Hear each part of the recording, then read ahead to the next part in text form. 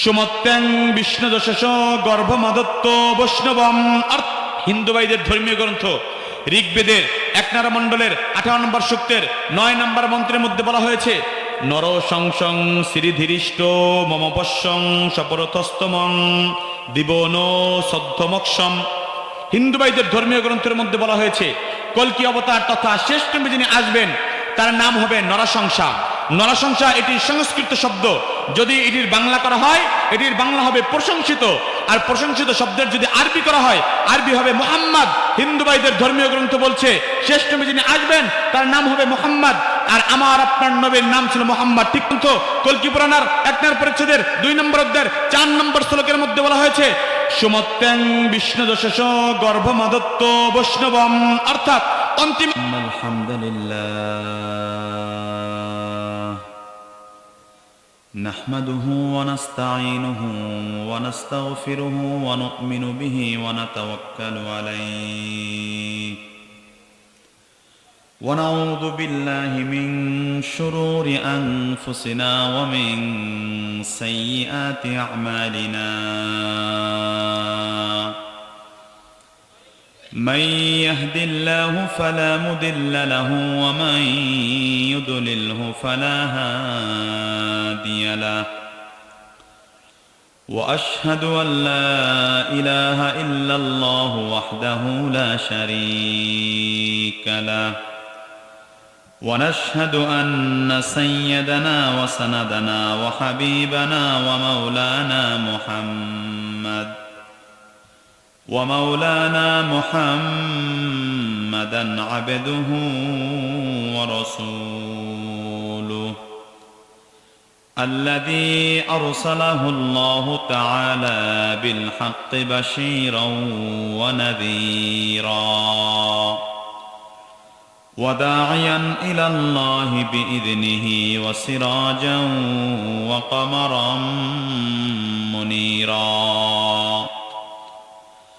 أما بعد فقد قال الله تعالى في كلامه المجيد وفي فرقانه الحميد.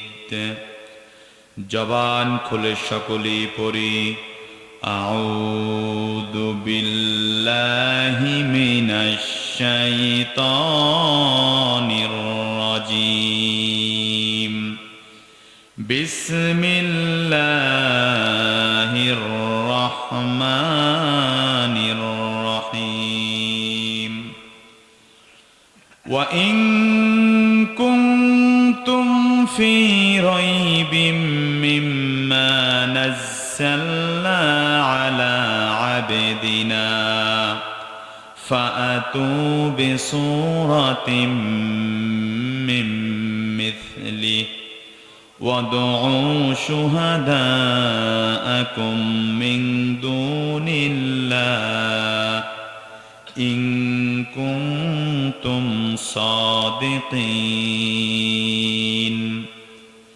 وقال رسول الله صلى الله عليه وسلم من قال به صدقة ومن عمل به أجره ومن حكم به عدلا ومن دعا إليه هدي إلى صراط مستقيم. صدق الله المولانا العظيم وصدق رسوله النبي الكريم ونحن على ذلك لمن الشاهدين والشاكرين والذاكرين والحمد لله رب العالمين. إن الله وملائكته يصلون على النبي يا أيها الذين آمنوا صلوا عليه وسلموا تسليما. সবাই মহব্বতে পড়ি আল্লাহুম্মা সাল্লি আলা মুহাম্মাদিন ওয়া আলা আলি মুহাম্মাদ কামা সাল্লাইতা আলা ইব্রাহিম ওয়া আলা আলি ইব্রাহিম إنك حميد مجيد اللهم بارك على محمد وعلى آل محمد كما باركت على إبراهيم وعلى آل إبراهيم إنك حميد مجيد الحمد لمن قدر خيرا وخبالا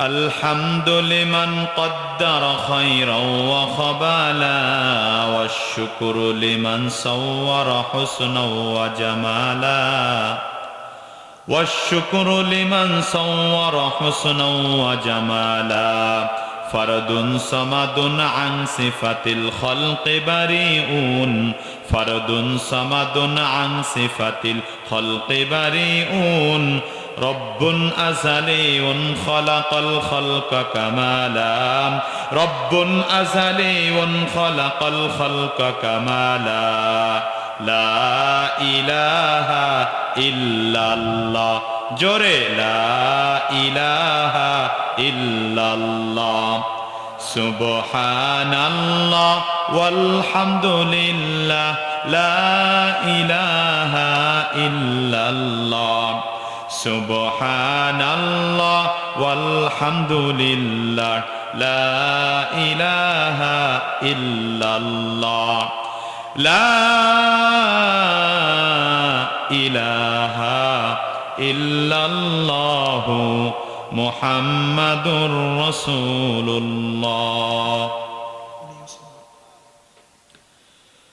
আমি যদি কখনো তায়েফে যাই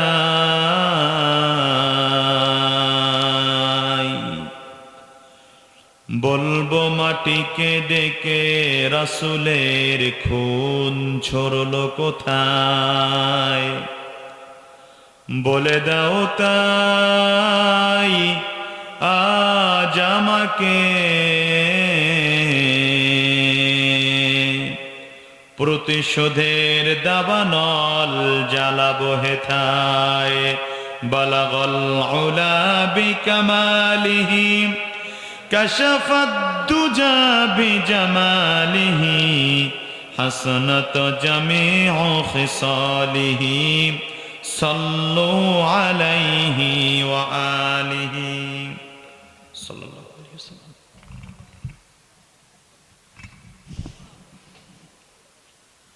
আশুতিয়া দক্ষিণপাড়া মদিনাতুল উলুম জামে মসজিদের উদ্যোগে আয়োজিত দ্বিতীয় বার্ষিক ওয়াজ মাহফিলে উপস্থিত সম্মানিত সভাপতি, আমার সামনে উপবিষ্ট আছেন দিন প্রিয় ইসলাম প্রিয় তৌহিদি জনতা, পর্দার অন্তরালে অবস্থানরত সম্মানিতা মা ও ভগ্নীগণ, সকলকে জানাচ্ছি অন্তরের স্থল থেকে আন্তরিক শুভেচ্ছা ও মোবারকবাদ।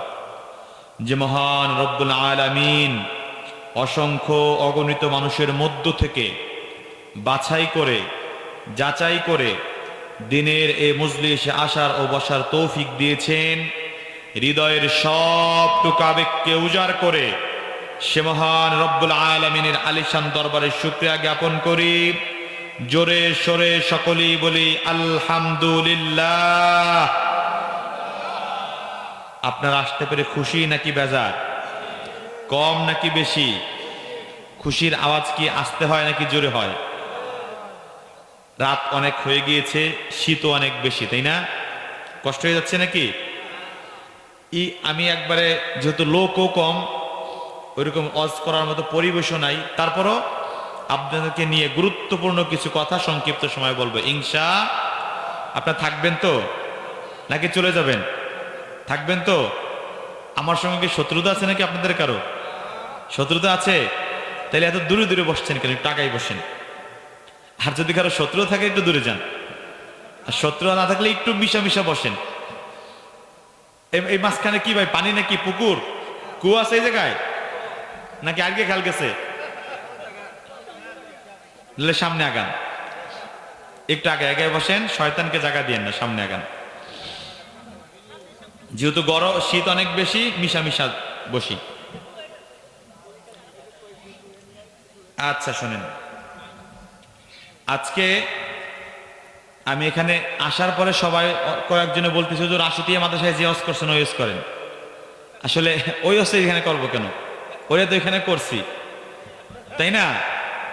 ওইখানে যে হজ করছে ওইটা করতে হবে। হুজুরও কয় যে ওইখানে যেটা করছেন ওইটা, তো ওইখান থেকে ওই যেটা হুজুর বলছে ওই আংশিক বলবো, বাকি নতুন বিষয় আলোচনা করবে ইনশা। আর আজকে আমার এলাকার সবাই আপন মানুষ, তাই না? সবাইকে আমি চিনি, এখানে সবাই চিনি। এখানে ওই গতার মধ্যে কস করে যাব না, আমি এখানে এমন কিছু কথা বলবো যেগুলো আপনাদের প্রয়োজন, এবং এখানে আমি বেশি সময় মাসআলা নিয়ে আলোচনা করব যেটা আপনাদের গুরুত্ব, যেটা কি দূরের হুজুরের তস করে টাকা নিয়ে চলে আসতাম, এখানে তো আপন লোক, আপনাদের যেটা দরকার সেইটা বলবো ইনশা আল্লাহ। থাকবেন তো শেষ পর্যন্ত, নাকি আবার ওইটা হাঁটা দেবেন, গেলে আমার নিয়ে যান? থাকবেন তো ইনশাল্লাহ? একটু সময় দেন, এটা সব জায়গায় সারা দেশে বলি, একটু সময় দেন, একটা সময় এমন হবে পরে ছাড়লে মারামারি লাগাবেন। গত কয়েকদিন আগে কুড়িগ্রাম 3 ঘন্টা বয়ান করে সারছি, সারা পর মারামারি লাগছে। মারামারি লাগছে কেন? একজনে বলছে তুই শেষ করেন, তা ওনার উপর চাইতে গেছে তুই শেষ করতে বললি কেন? তো বয়ান হচ্ছে কয়েক ঘন্টা, 3 ঘন্টা, এরপরে বলে কি আরো চলবে। অতএব এই আজকে এত লম্বা আলোচনা হবে না। আজকে কথা বলবো আমাদের কোরআন নিয়ে। কি নিয়ে? কোরআন নিয়ে। কারণ কোরআন আল্লাহ তাআলা আমাদেরকে দিয়েছে, কোরআন নিয়ে কথা বলার দরকার আছে না? আছে। দেখেন, এই কোরআন আল্লাহ তাআলা পাঠিয়েছে, এই কোরআনের মধ্যে কোনো ভুল কি আছে? কোনো মিথ্যা কথা কি আছে? কোনো বানোয়াট কথা কি আছে? এটা যে নাই, কোরআনের শুরুতেই আল্লাহ তাআলা বলে দিয়েছেন। পবিত্র কোরআনের 1 নম্বর পারার 1 নম্বর পৃষ্ঠার 1 নম্বর লাইনের সূরা বাকারার 2 নম্বর আয়াতের মধ্যে আল্লাহ তাআলা বলেন, যালিকাল কিতাব লা রাইবা ফি, this is the book, the most authentic and original book, there is no doubt in it. আল কোরআন এমন এক গ্রন্থ, এমন এক বই, যেই বইয়ের মধ্যে কোনো সন্দেহ সংশয়, ওটা নাজিল করেছে একজন, তিনি কে? আল্লাহ তাআলা। দেখেন, এই কোরআন নাজিল করেছে। কোরআনের একটা ইতিহাস আমি আপনাদেরকে বুঝাইতে চাচ্ছি। কোরআন যখন নাজিল করেছে আল্লাহ তাআলা, একটা জিনিস বুঝবেন, প্রত্যেক নবীকে আল্লাহ যেই যুগে পাঠিয়েছিল সেই নবীকে সেই যুগের সমস্ত সমস্যার সমাধান করার যোগ্যতা দিয়েই পাঠিয়েছিল। আজকে অনেকে বলেন আরে ইসলাম সব জায়গায় চলে নাকি? ইসলাম সব জায়গায় চলে না, মনে করে না। ব্যাপারটা বোঝেন, আল্লাহ তাআলা যেই যুগে যেই নবীকে পাঠিয়েছিল ওই নবীকে ওই যুগের সমস্ত সমস্যার সমাধান করার মধ্যে যোগ্যতা দিয়েই পাঠিয়েছিল। দেখেন, ইতিহাস থেকে একটু বলি। আল্লাহ তাআলা মূসা আলাইহিস সালাতুস সালামকে যখন পাঠিয়েছিল, তখন যুগটা ছিল জাদুবিদ্যার যুগ। মিশরের মধ্যে তখন জাদুবিদ্যার খুব চর্চা হতো। ওই জাদুবিদ্যার যুগে আল্লাহ তাআলা তো নবী মূসা আলাইহিস সালাতুস সালামকে এমন মুজিজাই দান করেছিল, যার মুজিজার সামনে ফেরাউনের সকল জাদুকররা মূসা আলাইহিস সালাতুস সালামের রবের কাছে সিজদায় লুটিয়ে পড়তে বাধ্য হয়েছে। তার যুগ শেষ, পরবর্তী যুগ আসলো হযরত ঈসা আলাইহিস সালাতুস সালামের যুগ। তখন যুগটা ছিল চিকিৎসা শাস্ত্রের যুগ। তখন চিকিৎসা শাস্ত্রের উন্নত সাধন করেছিল। বর্তমানে ডাক্তারের কাছে যাবেন, কিচ্ছু বলবে না, 3-4টা টেস্ট ধরাই দেবে। টেস্ট ছাড়া ডাক্তার কিছু বলে? কিচ্ছু বলবে না। বর্তমান যুগ চিকিৎসা শাস্ত্রের উন্নত সাধন করে নাই, টেকনোলজির উন্নত সাধন করেছে। আপনার কোনো সমস্যা হবে, মেশিনে টেস্ট দেবে, মেশিন টেস্ট করে বলবে কি সমস্যা হয়েছে। কিন্তু ঈসা আলাইহিস সালামের যুগে এমন বড় বড় ডাক্তার ছিল, যারা মানুষের চোখ দেখে বলে দিত কি সমস্যা হয়েছে, জিহ্বা দেখে বলে দিত কি সমস্যা হয়েছে। এত বড় ডাক্তার ছিল। আমাদের ইনুস ডাক্তার ছিল, মারা গেছে, আল্লাহ তার কবরকে জান্নাতুম মিন রিয়াদিল জান্নাহ বানাই দিক। উনি হাইটা গেলে কয়ে দিত কি সমস্যা হয়েছে। আমি দেখছি আমাদের গ্রামের অনেকের রোগ হইতো, নিউজ ডাক্তার বলতে যাও ঢাকা নিয়ে যাও, কিন্তু সমস্যা এইটাই হয়েছে। ঢাকা খুলনা ঘুরে আসা দেখতে ওইটাই হয়েছে। এটা অভিজ্ঞতা। এটা কি অভিজ্ঞতা? যেটা বলতেছিলাম, পরবর্তী যুগ আসলে ঈসা আলাইহিস সালামের যুগ। তখন যুগটা ছিল চিকিৎসা শাস্ত্রের যুগ। ঈসা আলাইহিস সালামকে আল্লাহ তাআলা ওই যুগে এমন চিকিৎসা শাস্ত্রের শিক্ষা দিয়েছিল, দুনিয়ার ডাক্তাররা ডাক্তারি করে জীবিত মানুষের উপরে। মানুষ মৃত্যু বরণ করলে কোনো ডাক্তারি চলে? ওই যুগে আল্লাহ তাআলা ঈসা আলাইহিস সালামকে এমন মুজিজাই দান করেছিল, তিনি হাত দিয়ে জন্ম অন্ধের চোখের মধ্যে হাত দিলে হাত চোখ ভালো হয়ে যেত।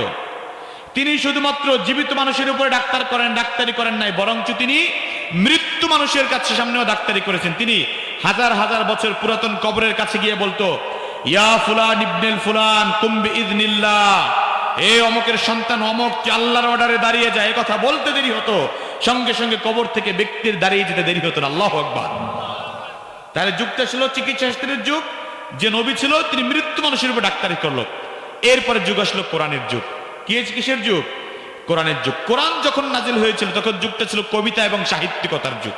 আমার কথা কি বুঝতেছেন? আমি ইতিহাস থেকে আপনাদের বুঝাচ্ছি। কোরআন যখন নাজিল হলো তখন ছিল কবিতা এবং সাহিত্যিকতার যুগ। তখন কোরআন যখন নাজিল হলো আরবের সমস্ত কবি এবং পণ্ডিতরা দ্ব্যর্থহীন ভাষায় এটা স্বীকার করেছিল কোরআন হচ্ছে একমাত্র সাহিত্যের বই। কোরআনের মতো এত সুন্দর সাহিত্য সমৃদ্ধ বই পৃথিবীর মধ্যে দ্বিতীয়টা নাই। কিন্তু কয়েকদিন পরে যখন কোরআনের আয়াতগুলো নাজিল হতে শুরু করলো, কোরআনের আয়াতগুলো যখন তাদের মিথ্যা দেবদেবীর বিরুদ্ধে বলতে শুরু করলো, কোরআনের আয়াতগুলো যখন তাদের সুদের বিরুদ্ধে বলতে শুরু করলো, কোরআনের আয়াতগুলো যখন তাদের সুদের বিরুদ্ধে বলতে শুরু করলো, কোরআনের আয়াতগুলো যখন তাদের টেন্ডারবাজির বিরুদ্ধে বলতে শুরু করলো, তখন যারা বলেছিল কোরআন সব থেকে সাহিত্য সমৃদ্ধ বই, তারাই এখন স্বার্থের বিরুদ্ধে যাওয়ার কারণে বলতে শুরু করলো এই কোরআন মুহাম্মদ বানাইছে। নাউজুবিল্লাহ। কি জন্য বললো? স্বার্থে আঘাত লাগার কারণে। যখন তারা বললো কোরআন মুহাম্মদ বানাইছে, আল্লাহ তাআলা তখন তাদের এই কথাকে মিথ্যা প্রমাণ করার জন্য বারবার চ্যালেঞ্জ করেছেন। সর্বপ্রথম আল্লাহ তাআলা তাদের চ্যালেঞ্জ করে বলে, আম ইয়াকুলুনা তাকাওয়ালাহু বাল লা ইউমিনুন ফালয়াতু বিহাদিসিম মিছলিহি ইন কুনতুম সাদিকিন। কাফেররা কি বলে? এই কোরআন মুহাম্মদ নিজে বানিয়েছে, এটা তার মুখনিসৃত বাণী। ওগো মুহাম্মদ, তাহলে আপনিও তাদের বলেন, তোমরা তো আরবের বড় বড় কবি এবং সাহিত্যিক, তাহলে তোমরাও মুহাম্মাদের কোরআনের মতো একটা পূর্ণাঙ্গ কোরআন বানিয়ে নিয়ে আসো। যদি তোমরা বলো কোরআন মুহাম্মদ বানাইছে, মুহাম্মদ তো কোনো স্কুলে পড়ে নাই, কোনো কলেজে পড়ে নাই, তোমরা তো স্কুল কলেজে পড়ছো, তাহলে মুহাম্মাদের মতো একটা পূর্ণাঙ্গ কোরআন তোমরাও বানাও। এটা কি বানানো সম্ভব? যখন পূর্ণাঙ্গ কোরআন বানাইতে বললো, কাফেররা এখন আর বলে না কোরআন মুহাম্মদ বানাইছে, কারণ এই চ্যালেঞ্জ তো গ্রহণ করতে পারবে না, চুপ হয়ে গেছে। কিন্তু কয়েকদিন যেতে না যেতে আবার পূর্বের রোগে আবার ঠেলা দিছে, আবার বলতে শুরু করলো এই কোরআন মুহাম্মদ বানাইছে। বলার সঙ্গে সঙ্গে আল্লাহ আবার চ্যালেঞ্জ করছে। আল্লাহ দ্বিতীয়বার আরো একটু সহজ করে বলল, আম ইয়াকুলুনা ইফতারা কুল ফাআতু বিআশরি সুওয়ারিম মিছলিহি ওয়াদউ মান ইসতাতা'তুম মিন দুনিল্লাহ ইন কুনতুম সাদিকিন। ও নবী, তারা কি বলে এই কোরআন আপনি বানিয়েছেন, তাহলে আপনিও তাদের বলেন তোমরা পারলে কোরআনের সূরার মতো মাত্র 10টি সূরা রচনা করে নিয়ে আসো। প্রথমে কি বলেছিল? পূর্ণাঙ্গ একটা কোরআন বানাও। যখন পারলো না, আল্লাহ একটু সহজ করে বললো, যদি পারো কোরআনের সূরার মতো মাত্র 10টা সূরা বানাই নিয়ে আসো। এটা কি সম্ভব? পারবে? যখন পারলো না, আবার চুপ হয়ে গেছে। কিন্তু যার যে রোগ, কয়েকদিন পর আবার পূর্বের রোগে ঠেলা দিছে, কয়েকদিন পর আবার বলতে শুরু করছে এই কোরআন মুহাম্মদ বানাইছে। আল্লাহ আবার চ্যালেঞ্জ করেছে। আল্লাহ সঙ্গে সঙ্গে চ্যালেঞ্জ করে বলল, ওয়া ইন কুনতুম ফি রাইবিম মিম্মা নাযালনা আলা আবদিনা ফাআতু বিসূরাতিম মিন মিছলিহি ওয়াদউ শুহাদাআকুম মিন দুনিল্লাহি ইন কুনতুম সাদিকিন। ও নবী, তারা কি বলে এই কোরআন আপনি বানিয়েছেন, আপনি রচনা করেছেন, তাহলে আপনি তাদের বলেন তারাও যেন কোরআনের সূরার মতো মাত্র একটি সূরা রচনা করে নিয়ে আসে। সূরা বাকারার মতো বড় কোনো সূরা নয়, সূরা আলে ইমরানের মতো বড় কোনো সূরা নয়। তারা যদি পারে কোরআনের সব থেকে ছোট্ট সূরা কাউসারের মতো যেন ছোট্ট একটা সূরা বানাই নিয়ে আসে। আমার কথা কি বুঝতেছেন? আল্লাহ প্রথমে কি বললো? পুরো একটা কোরআন বানাও। যখন পারলো না, দ্বিতীয় বললো কয়টা বানাও? 10টা বানাও। যখন এটা বললো না, সর্বশেষ কি বললো? মাত্র একটা সূরা বানাও। এবার বড় সূরা না, সব থেকে ছোট্ট সূরা, সূরা কাউসারের মতো একটা সূরা বানাও। এবার কাফেররা মনে করলো মাত্র একটা, ডাজ নট ম্যাটার, এটা কোনো বিষয় নয়, এই ছোট্ট একটা সূরা আমরা বানাইতে পারবো। তখন আরবের সব থেকে বড় যে কবি, কবি লাবিদ বিন রাবিয়া, তাকে ডাকা হয়। সে দাঁড়ানো অবস্থায় লাইনের পর লাইন কবিতা লিখতে পারতো। বলল কবি লাবিদ বিন রাবিয়া, মুসলমানরা চ্যালেঞ্জ করেছে ছোট্ট একটা সূরার মতো 3টা আয়াত বানাইতে হবে। আমরা সবাই মিলে এবং ওই যুগের সমস্ত বড় বড় কবি এবং সাহিত্যিক মিলে সূরা কাউসারের মতো 3 আয়াতের মতো সূরা একটা বানাইতে গেছে। বানাইয়া 2 আয়াত বানাই, লাস্টের আয়াত ইন্না শানি আকা হুয়াল আবতার, এটার মিলাইতে পারে না, মাথার ঘাম পায়ে পড়ে যাচ্ছে, কিন্তু মিলাইতে পারে না। সর্বশেষ বড় কবির কাছে গেছে, বলছে আমরা সবাই মিলে 2টা বানাইছি, ইন্না শানি আকা হুয়াল আবতার, তুমি এর সঙ্গে একটা মিলাই দাও, মুহাম্মদকে আমরা হারাই দেব। কবি লাবিদ বিন বলল আমি বানিয়ে দিচ্ছি, দাঁড়াও। কবি লাবিদ বিন রাবিয়া ইন্না শানি আকা হুয়াল আবতার এর মতো একটা আয়াত বানাইতে গিয়ে রাতের পর রাত চলে যায়, দিনের পর দিন চলে যায়। সর্বশেষে তিনি একটা আয়াত বানালো, তিনি লিখলো লাইসা হাদা মিন কালামিল বাশার, এই কোরআন কোন মানব রচিত ব্যক্তির বই নয়, বরং এটা মহাবিশ্বের মালিক আল্লাহ তাআলার পক্ষ থেকে নাজিল হয়েছে। শাব্দিকত দিক, শব্দগত দিক দিয়ে মিলাই দিছে, ইন্না শানি আকা হুয়াল আবতার লাইসা হাদা মিন কালামিল বাশার, মিলাই দিছে, কিন্তু অর্থ চলে গেছে কাদের পক্ষে? মুসলমানদের পক্ষে। আয়াত থেকে মিলাইছে লাইসা হাদা মিন কালামিল বাশার, শব্দগত দিক দিয়ে মিলাই দিছে, কিন্তু অর্থটা চলে গেছে মুসলমানদের পক্ষে। তাহলে যুগে যুগে আমি যেটা বুঝাইতে চাচ্ছিলাম, প্রত্যেক যুগে আল্লাহ তাআলা যে নবীদেরকে পাঠিয়েছে, সেই নবী সেই কোরআন দিয়ে সব সমস্যার সমাধান দিয়েছে। নবী যুগের সমস্ত সমস্যার সমাধান দিয়েছে। এজন্যই তো বলি সব সমস্যার সমাধান দিতে পারে আল কোরআন। সব সমস্যার সমাধান দিতে পারে কি? আল কোরআন। অনেক সময় আমরা কোরআন পড়ি, কোরআন বুঝি না। কোরআন আল্লাহ বলেছে তোমাদের জন্য আমরা যার যেটা করি ভালোর জন্যই করি, কিন্তু আমরা বুঝি আসে না। দেখেন, আমি লাগাতার আলোচনা করলে বোরিং হয়ে যাবেন, একটু চকলেট দেই। চকলেট খাবেন? চকলেট মানে আলোচনার চকলেট। আল্লাহ যা করে ভালোর জন্য যে করি, এটা আমরা বলি না আল্লাহ যা করে ভালোর জন্য করি, কিন্তু বিশ্বাস কি হয়? মনে করেন পুকুর একটা কিনছে অথবা জমিতে ধান লাগাইছে, ধান পরের দিন কাটবে, আগের দিন শিলাবৃষ্টিতে সব নিয়ে গেছে। মুখ দিয়ে যদিও কই যে আল্লাহ যা করে ভালোর জন্য কয়, কিন্তু অন্তরে কি মানে?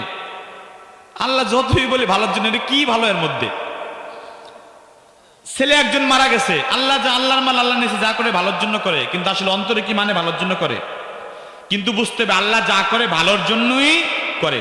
আমি ইতিহাসের একটা পাতা শোনাই, তাহলে আপনারা বুঝবেন যে আল্লাহ যা করে ভালোর জন্য করে, কিন্তু তাৎক্ষণিক আমাদের বুঝে আসে না। এক বাদশা ইতিহাসে লেখছে, ওনার এক মন্ত্রী ছিল।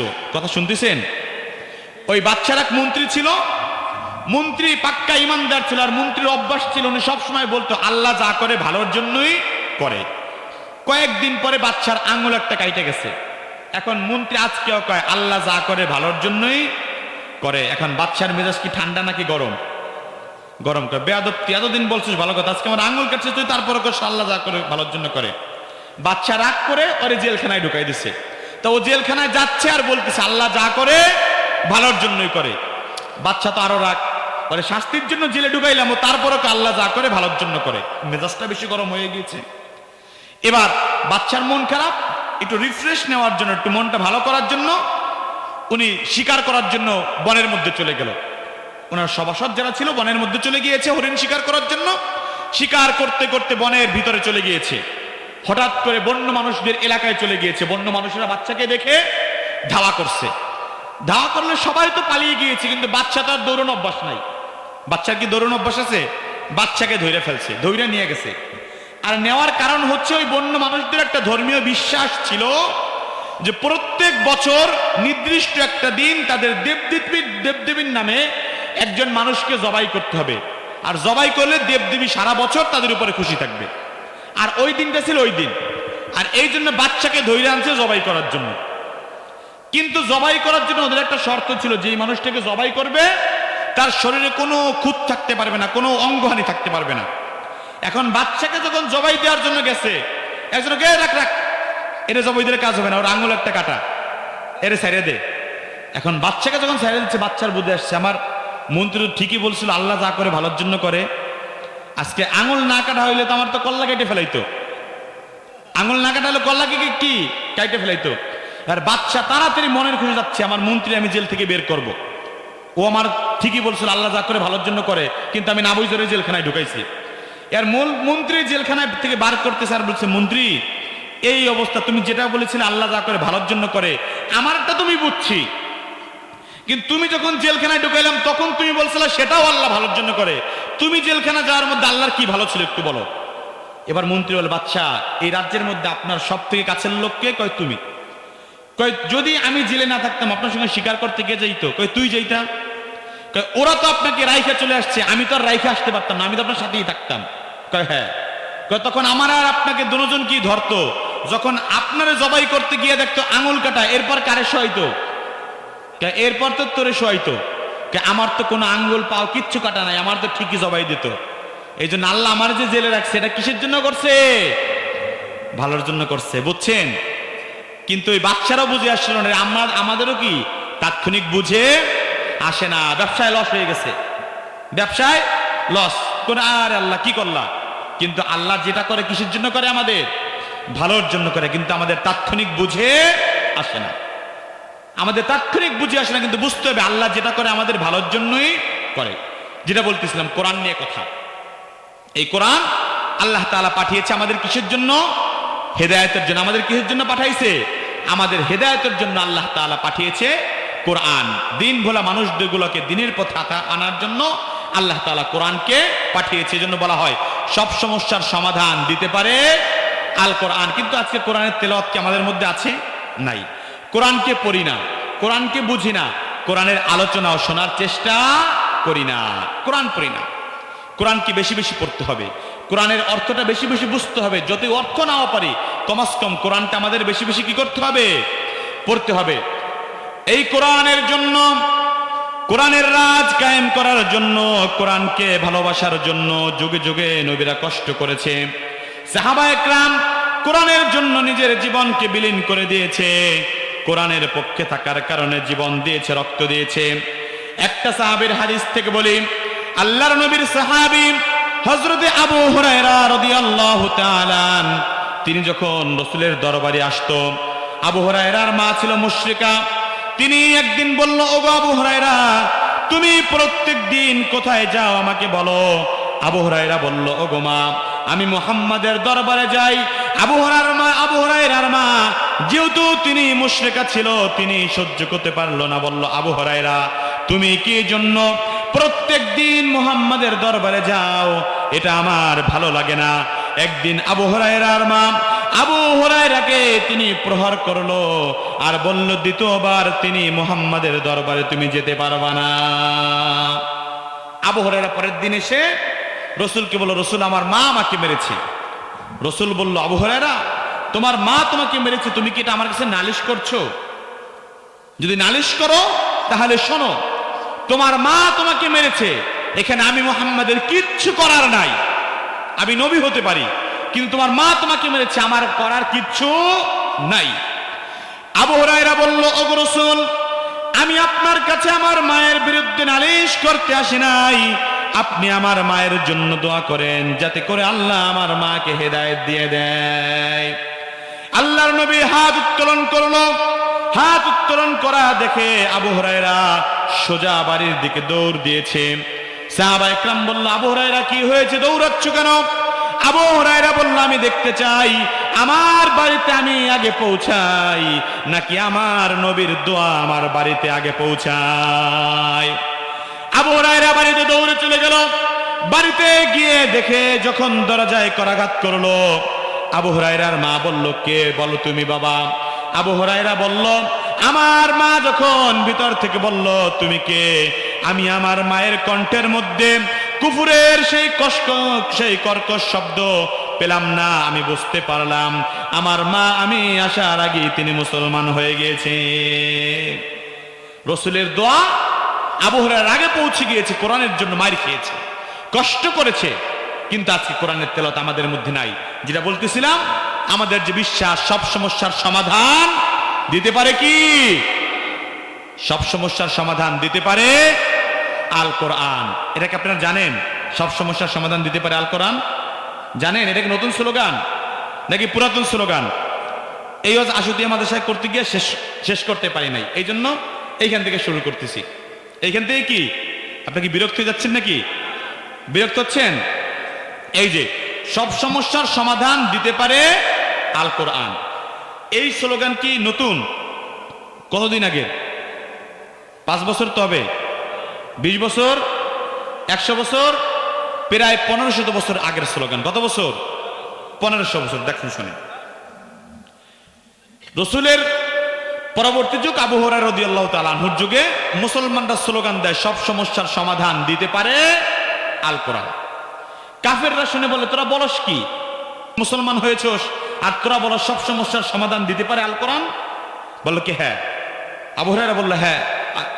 হযরত ওমর রাদিয়াল্লাহু তাআলা আনহু বলল হ্যাঁ, আমি বলতেছি সব সমস্যার সমাধান দিতে পারে আল কোরআন। এটা বলে এক খ্রিস্টান পাদ্রী ওমর রাদিয়াল্লাহু তাআলা আনহুকে বলল, ওমর তোমাকে আমি 4টা প্রশ্ন করব, যদি এই 4টা প্রশ্নের উত্তর তুমি আমাকে দিতে পারো, আমি পাদ্রী একা নয়, আমি আমার লক্ষ লক্ষ অনুসারীকে নিয়ে এখানেই কালিমা পড়ে মুসলমান হয়ে যাব। আবু হুরায়রা বলল, পাদ্রী তুমি কি মনে করেছো? আবু হুরায়রা না, ওমর রাদিয়াল্লাহু তাআলা আনহু বলল, পাদ্রী তুমি আমাকে কি মনে করেছো? আল্লাহর নবীর হাতে হাত দিয়ে আমি কালিমা পড়ে মুসলমান হয়েছি। নবীর রেখে যাওয়া কোরআনের ইলম আমি বক্ষে ধারণ করেছি। দুনিয়াতে এমন কোন প্রশ্ন নাই যার উত্তর আমি কোরআন দিয়ে দিতে পারবো না। আল্লাহু আকবার। পাদ্রী বলল, আচ্ছা শোনো তাহলে তোমাকে আমি 4টা প্রশ্ন করব। কয়টা প্রশ্ন? 4টা। পাদ্রী বলল, আমার 1 নম্বর প্রশ্ন হচ্ছে, পৃথিবীতে এমন একটা জায়গা আছে যেই জায়গায় পৃথিবীর শুরু থেকে নিয়ে আজ পর্যন্ত মাত্র একবার সূর্যের আলো পড়েছিল, ওই জায়গা কোনটা আমাকে বলো। আমার 2 নম্বর প্রশ্ন হচ্ছে, পৃথিবীতে এমন একটা জেলখানা আছে যেই জেলখানায় বাহির থেকে কোনো খাবার পাঠানো হয় না, এরপরেও বাহিরের খাবার না খেয়ে জেলখানার কয়েদি দীর্ঘদিন জীবিত থাকে, ওই জেলখানা কোনটা আমাকে বলো।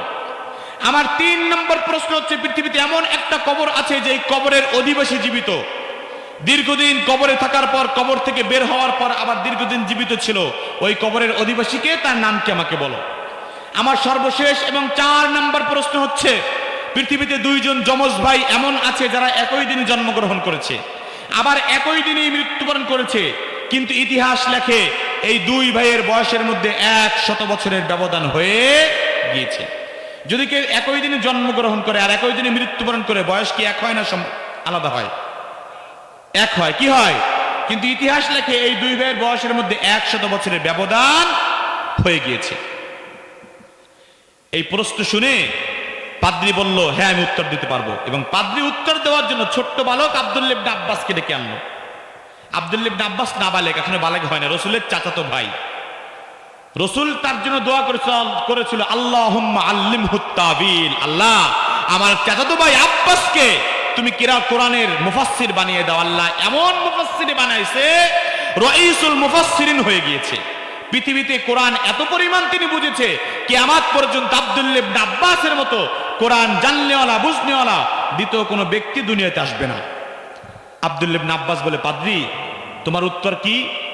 পাদ্রী মনে করলো এই ছোট্ট বালক কি উত্তর দেবে। আব্দুল্লাহ ইবনে আব্বাস বুঝতে পারলো, বুঝে বললে, পাদ্রী আমার সাইজ দেখে তুমি ভুল করবা, আমার বয়স দেখে আমাকে মাপতে যেও না, তুমি তোমার উত্তর নাও।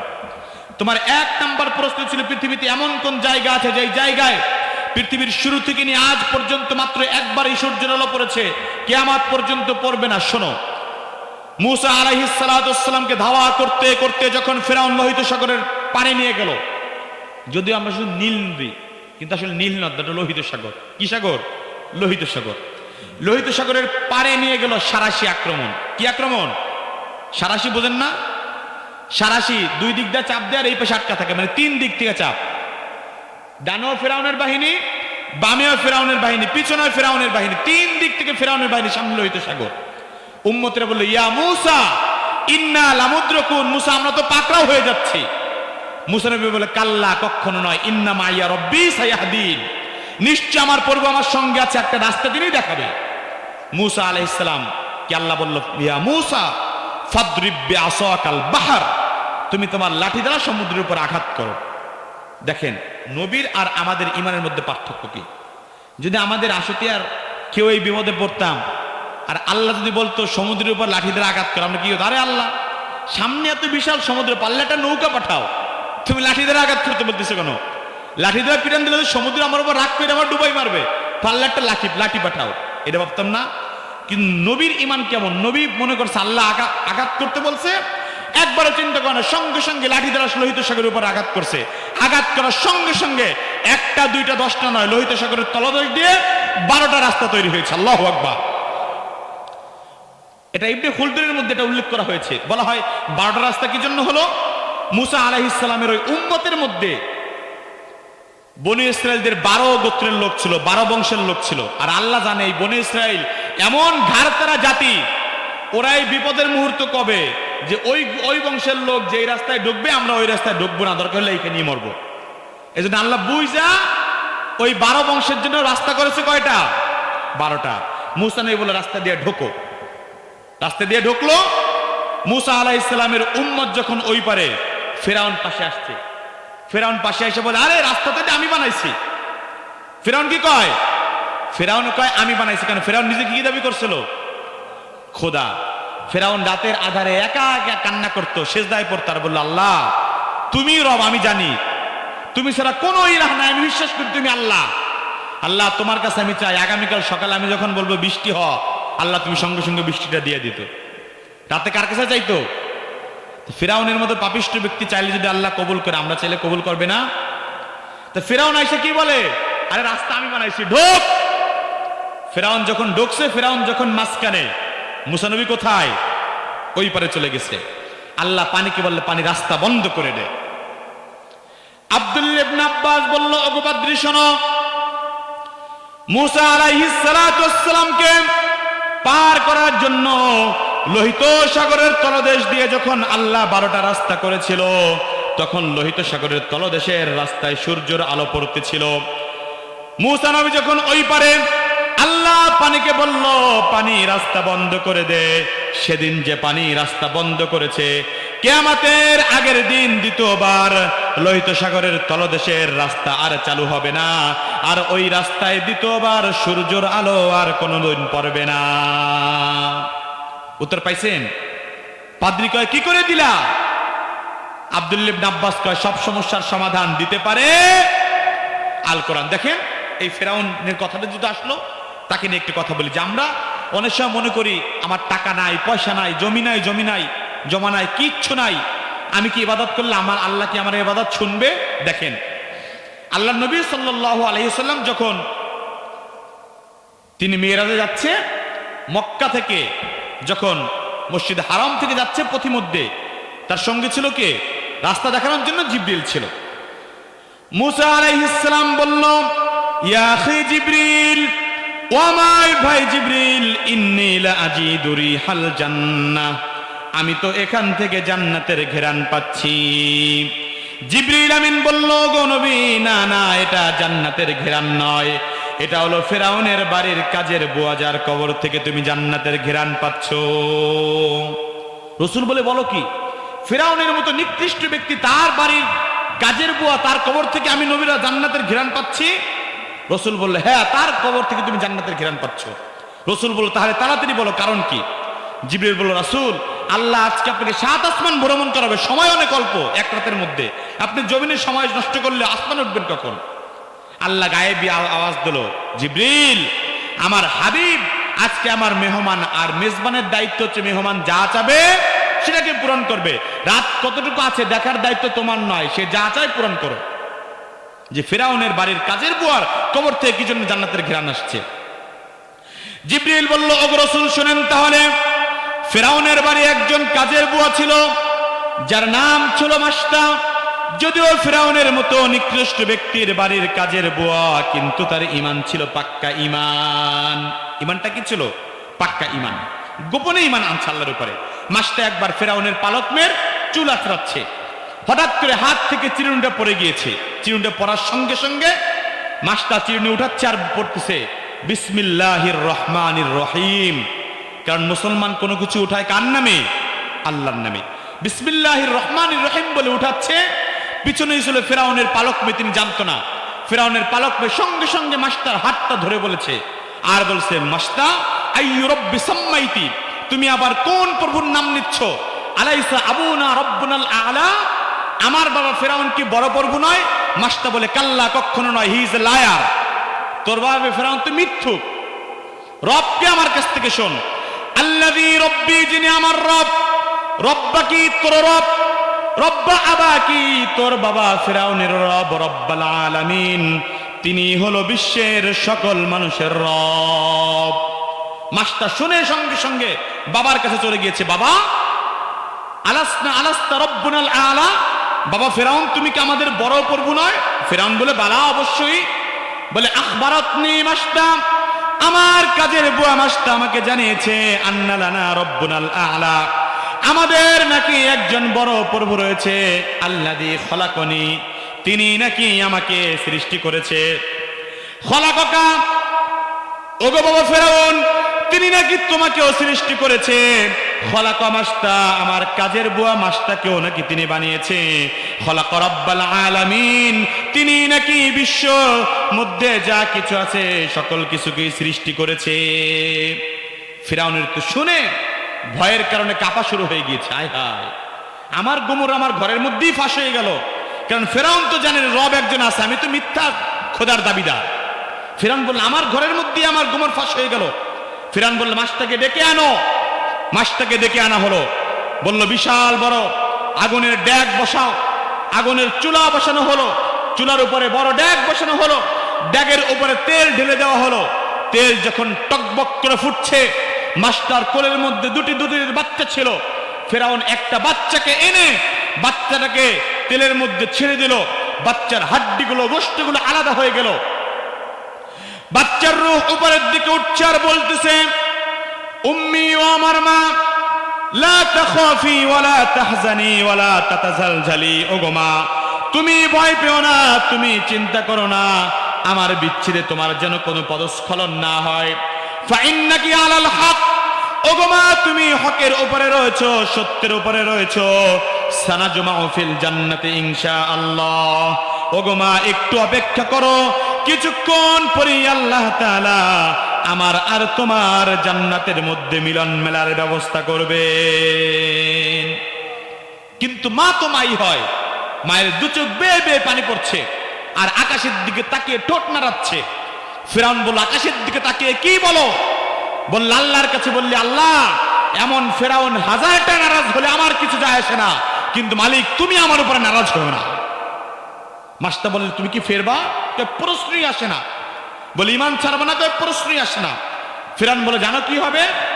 ফাকদি মা আনতা কদ, ওগো ফিরাউন, তোর যা ইচ্ছা তুই করতে পারিস, কিন্তু যে ইমান গ্রহণ করেছি এই ইমান এক মুহূর্তের জন্য আমি ছাড়তে পারবো না। ফিরাউন বলল, তোমাকেও এই রাস্তায় যেতে হবে। কয়, যাও, দিয়ে দাও, কোনো সমস্যা নয়। ফিরাউন বলল, মৃত্যুর আগে তোমার কোনো ইচ্ছা আছে? বলল, তেমন কোনো ইচ্ছা নাই, কিন্তু মৃত্যুর আগে আমার একটা ইচ্ছা, আমার আর আমার বাচ্চার হাড্ডিগুলো মৃত্যুর পরে একই কবরে কবর দিয়ে, এটাই আমার ইচ্ছা, দ্বিতীয় কোনো ইচ্ছা আমার নাই। ফিরাউন বলল, আচ্ছা, সেটাই করা হবে। তারও মৃত্যু হলো, তার হাড্ডিগুলো আর বাচ্চার হাড্ডিগুলো একই কবরের মধ্যে দেওয়া হলো। জিবরিল বলল, ইয়া রাসূলুল্লাহ, এটা হচ্ছে সেই ফিরাউনের বাড়ির কাজের বুয়া মাস্তা আর তার বাচ্চাদের কবর, যেই কবর থেকে আপনি জান্নাতের ঘ্রাণ পাচ্ছেন। আল্লাহর হাবিব বলল, ঘ্রাণ কতদিন পর্যন্ত পাবো? কয়, ইলা ইয়াউমিল কিয়ামা, কিয়ামত পর্যন্ত এই কবর থেকে জান্নাতের ঘ্রাণ বের হতে থাকবে। কুল্লু মান ইয়ামুরু ইয়াজিদু হাদার রিহ, এই জায়গা দিয়ে কিয়ামতের আগের দিন পর্যন্ত যেই ব্যক্তি অতিক্রম করবে ওই ব্যক্তি এই জান্নাতের ঘ্রাণ তিনি পেতে থাকবে। দুনিয়ায় কোনো পরিচয় ছিল? ফিরাউনের বাড়ির কাজের মেয়ে ছিল, কিন্তু এরপরও আল্লাহ তাআলা সম্মান দিয়ে দিয়েছেন। চলেন সামনে যাই। এই আল্লাহ তাআলা কোরআন নাজিল করেছে। কোরআন পাঠাইছে কার কাছে? নবীর নাম কি? হযরত মুহাম্মদ সাল্লাল্লাহু আলাইহি ওয়াসাল্লাম। যেটা আপনারা বারবার শোনার জন্য আমারে রিকোয়েস্ট করছেন, আমি সেটার দিকে যাচ্ছি। দেখেন, নতুন বিষয়গুলো না বললে মনে করবেন, যদিও আপনারা বলছেন ওয়াজ করেন, ওয়াজ করলে তো মনে করবেন একজে করছি। দেখেন, এবার যেহেতু আমি কম্পারেটিভ রিলিজনের উপরে পিএইচডি করতেছি, আমি মুফতি পড়ার পর থেকে আমি মুফতিদেরকে পড়াই। আমি যেখানে মুফতি পড়ছি ওইখানে মুফতিদেরকে পড়াচ্ছি এখনো পর্যন্ত। এবং অন্যান্য ধর্মের উপর আমি পিএইচডি করতেছি। তো একবার অন্যান্য ধর্মের ধর্মীয় গুরুদের সঙ্গে একবার একটা কনফারেন্সের মধ্যে আমরা উপস্থিত হলাম। সেখানে হিন্দু ধর্মের ধর্মীয় গুরুরা ছিল, বৌদ্ধদের ধর্মীয় গুরুরা ছিল, খ্রিস্টানদের ধর্মীয় গুরুরা ছিল। ওনাদেরকে কোরআনের দলিল দিচ্ছি, হাদিসের দলিল দিচ্ছি, না মানতেছে না, কারণ চোরে শুনি না ধর্মের কাহিনী। আমি একটু ভিন্ন রাস্তায় হেঁটে হিন্দু গুরুকে বললাম, আপনার নাম কি? আমার নাম শ্রী অমুক। বললাম, আপনার বাবার নাম কি? আমার বাবার নাম শ্রী অমুক। বললাম, আপনার দাদার নাম কি? আমার দাদার নাম শ্রী শ্রী অমুক। আমি বললাম, দাদার বাবার নাম? ধুর, এতগুলো মুখস্থ থাকে নাকি? আপনার নাম কি? আমি বললাম অমুক। বাবার নাম? বললাম অমুক। দাদার বাবার নাম? বললাম অমুক। এরপরে দাদার বাবার নাম? আমি বললাম জানি না। উনি কয়, হ্যাঁ তাইলে তো আমি আর আপনি সমান, আপনিও তিনজনার বলছেন, আমিও তিনজনার বলছি, কথা কি বুঝতেছেন? আমি বললাম হ্যাঁ, এই দিক দিয়ে আমি আর আপনি সমান, কিন্তু এখানে আমি আমার বংশ নিয়ে আলোচনা করার জন্য আসিনি, আমি এসেছি আমার ধর্ম নিয়ে আলোচনা করার জন্য। কথাই ক্লিয়ার? উনি বললে হ্যাঁ ক্লিয়ার। আমি বললাম, শোনেন, আপনার ধর্মের অথেন্টিসিটির ব্যাপারে, সত্যতার ব্যাপারে সব থেকে গ্রহণযোগ্য ধর্মীয় গ্রন্থ কোনটা? উনি চুপ করেছে। আমি বললাম, আমি বলি শুনেন, আপনার হিন্দু ধর্মের সব থেকে গ্রহণযোগ্য ধর্মীয় গ্রন্থের নাম হচ্ছে বেদ। ওই বেদ আবার 4 প্রকার, ঋগ্বেদ, যজুর্বেদ, সামবেদ, অথর্ববেদ। ঠিক আছে? উনি বললে হ্যাঁ ঠিক আছে। আমি বললাম, এবার বলেন আপনার বেদ কার উপর নাজিল হয়েছে? উনি এবার মাথাটা নিচু করে দিয়েছে, কয় জানি না। আমি বললাম, যার উপর নাজিল হয়েছে তার নাম, বাবার নাম কি? কয় সেটাও জানি না। বললাম, দাদার নাম? এবার একটু রাগ করছে, কারে যার উপর নাজিল হয়েছে তার নাম জানি না, আপনি 14 গোষ্ঠীর নাম জানেন, কিভাবে পারবো? আমি বললাম, এবার লাইনে আসেন, আপনার ধর্মীয় গ্রন্থ কার উপর নাজিল হয়েছে আপনি জানেন না, পক্ষান্তরে আমার ধর্মীয় গ্রন্থ কোরআন কার উপর নাজিল হয়েছে আমি সেটা জানি। সেটা জানি না? যার উপর নাজিল হয়েছে আমার নবীর নাম কি? মুহাম্মদ সাল্লাল্লাহু। আমি বললাম, এখানে শেষ নয়, আমার কোরআন যার উপর নাজিল হয়েছে আমি তার নাম জানি, তার বাবার নাম জানি, তার দাদার নাম জানি। এমন ভাবে আমার নবীর বংশধর পৃথিবীর শিরোমানব আদম পর্যন্ত প্রত্যেকের নাম এখনো পর্যন্ত আমাদের কাছে সংরক্ষিত অবস্থায় রয়েছে। আল্লাহু আকবার। উনি বলে, কি চাপাবাজি করেন, এগুলো সম্ভব নাকি? আমি বললাম, অবশ্যই সম্ভব। বললো, কোথায় আছে দেখান। আমি বললাম, অনেক বইয়ের মধ্যে আছে। কই সেই বই? আমি বললাম, বই তো এখন আনি নাই। তাহলে মিথ্যে কথা বলতেছেন। আলোচনাটা শেষ হয়ে গিয়েছিল, আপনাদের মুসলমানরা আমাদের সঙ্গে পারতেছিলেন না, আপনি বয়সে কম, আপনি মাঝখানে একটা কথা বলে প্যাঁচ বাদাই দিলেন। আমি বললাম, প্যাঁচ তো বাদাইছি কারণ আছে। কি কারণ? আপনি বলেন, পারলে কোথায় আছে, বই আনেন। আমি বললাম, বই তো নাই, অনেকের তো মুখস্থ আছে। কি বলেন? এটা মুখস্থ থাকার জিনিস? এতগুলো মুখস্থ থাকা সম্ভব? আমি বললাম, হ্যাঁ আছে। বললো, তাহলে বলেন।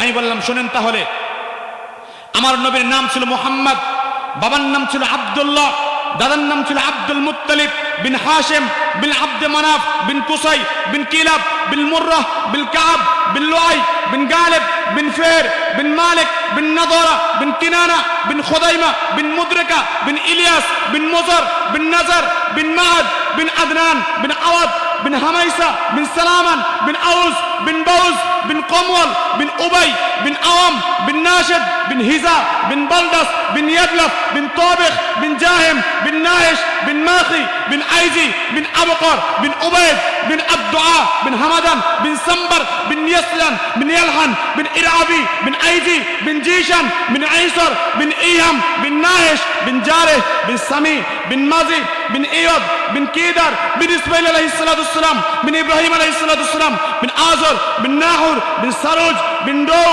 বিন ফায়ের বিন আবির বিন আরফাকশা বিন শাম বিন নূহ আলাইহিস সালাতু ওয়াসসালাম বিন লামেকে বিন মাদশালিক বিন ইদ্রিস আলাইহিস সালাতু ওয়াসসালাম বিন ইয়ারুদ বিন মাহলাইন বিন কিনান বিন আনুশ বিন শিরিশ আলাইহিস সালাতু ওয়াসসালাম বিন আদম আলাইহিস সালাতু ওয়াসসালাম বিন আদম আলাইহিস সালাতু ওয়াসসালাম। আল্লাহু আকবার। আমি বললাম, ইসলাম কচুরি পানার মতো বেশি বেশি আসে নাই যে আপনি ইচ্ছা করলে ইসলামের আলোকে ফু দিয়ে নির্বাপিত করবেন। সেদিন ওই আলোচনায় ওনরা হেরে চলে গিয়েছিল এটার কারণে। অতএব ইসলাম পেয়ে আমরা খুশি নাকি বেজার, কম নাকি বেশি? আচ্ছা, এবার মাঝখানে আমি একটা গুরুত্বপূর্ণ মাসআলা বলবো, যেটা আপনাদের দরকার, এটা ভালো করে শুনবেন। দেখেন, এই মাসআলাটা কি জন্য বলবো? এই মাসআলা না জানার কারণে আমাদের অনেকের নামাজটা নষ্ট হয়ে যায়। সেটা কি? আমরা অনেক সময় নামাজে দাঁড়াই, মসজিদে নামাজ পড়তে যাই, ভালো করে শুনবেন। এখান থেকে মসজিদ পর্যন্ত যাই, গিয়া যখন দেখি ইমাম সাহেব রুকুতে আছে, তখন কি স্বাভাবিকভাবে যাই না জোরে দৌড় দেই? আসতে দেয় নাকি জোরে দেই? জোরে দেই। দরকার হলে পাওটা ভাঙা পইরা মরে যায়, কিন্তু রাকাত ধরতে হবে, দৌড় দেই। দেখেন ভুলটা কোথায় হয়। এই মাসআলাটা মনে রাখবেন, এইগুলো সবচেয়ে বড় গুরুত্বপূর্ণ। কেন ওয়াজ হবে, আমল ঠিক হবে, নামাজে দাঁড়াবেন, নামাজের মাসআলা থাকলে লাভ কি? জোরে একটা দৌড় দেই, একটা হাদিস শোনেন। নামাজের মধ্যে বান্দা যখন ওযু করে মসজিদে যায় তখন তার আমল নামায় আল্লাহ তাআলা নামাজের সওয়াবই লিখতে থাকে। তাহলে আপনি তো নামাজের মধ্যে আছেন, দৌড়াচ্ছেন কেন? এক। দ্বিতীয় ভুল যেটা করি, দৌড়াই গিয়ে কোনো রকম আল্লাহু আকবার বলেই রুকুতে চলে যাই। আল্লাহু আকবার একটা বলেই কি করি? রুকুতে চলে যাই। চিন্তা করেন, আপনি যে আল্লাহু আকবার বলে রুকুতে গেলেন, এটা কোন আল্লাহু আকবার?